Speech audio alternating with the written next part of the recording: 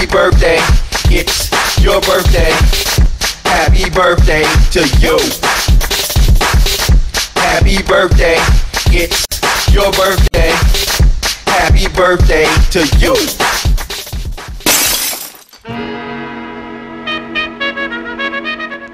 Are your classes frustrating? Are you getting bad grades? Have you stayed out a lot of days? Are you hanging with the wrong crowd? Do you feel like neither your family or friends care? Are you thinking about dropping out? I quit school about first semester of my sophomore year.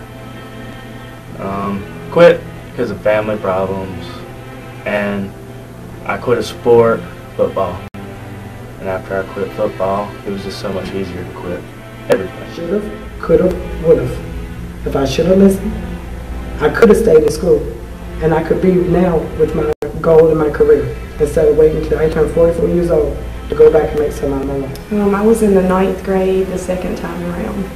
I actually had failed the 9th grade and had returned back to school, and then I quit when I was 16.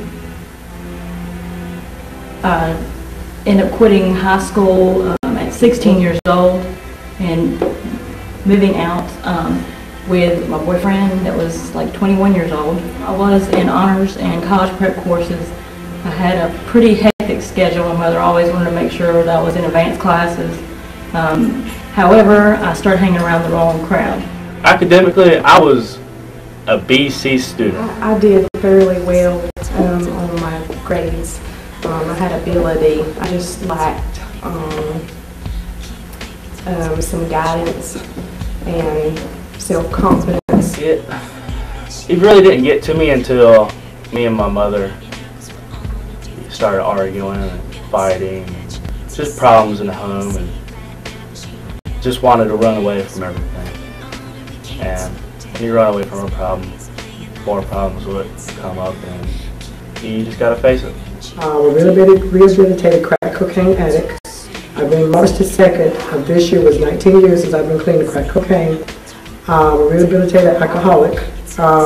2000 was the last time I had, September the 1st of 2000 was the last time I had anything to drink. I got involved in drugs, hanging around people that were going to bring me down.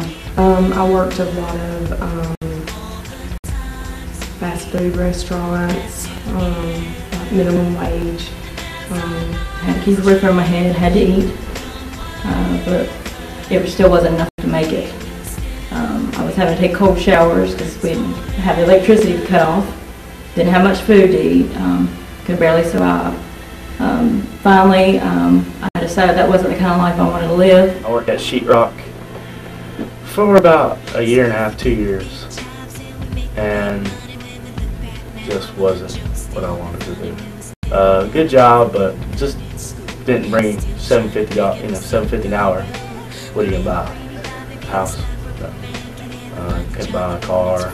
So when my daughter told me that she wanted to go to North Carolina State, be a transfer student in North Carolina State, I'm like, okay, no problem. You know, great. You'll be the first one in the family. Wonderful. I'm proud of this. And then my baby girl said, Mama, you ever thought about going back to school? And I thought this would be an opportunity for me and my oldest daughter to become closer together. And it worked. My daughter got me to go back to school. And it was the best decision I've ever made. I had to go seek employment, and I wanted it to be something that was easy, and in my head, that's what I was thinking. So I worked at McDonald's, somewhere that I had went when I was 16 years old. I was offered a management position, and I worked in the early morning hours and then would go to school and study at night. We worked during the day and went to the adult high school at night for 2 years. Eventually I got that high school diploma, but it took me a while. I wished I would have just stayed in high school and continued my education. I went to RCC. I decided to do transfer, and now want to be a physical education teacher. It took me 2 years to earn my actual degree. My salary almost tripled, but I would have much rather have done that when I was 16 years old opposed to being 30 with 3 children. It would have been a lot easier for them and for me. I missed out on a lot during that time span. I have a son that is 17 years old.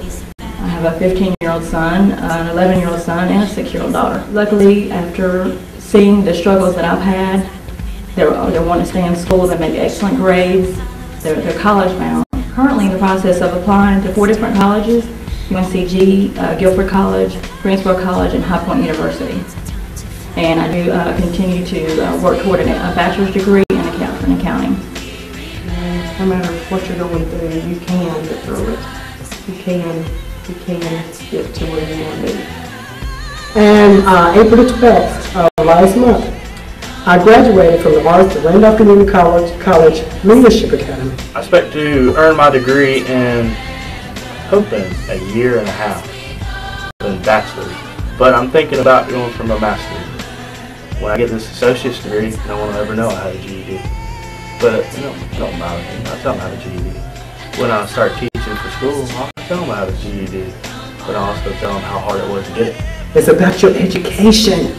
It's not about your social life. It's not about you getting a car. It's not about you going out to the club. That is not going to get you that $6 or $7 digit check.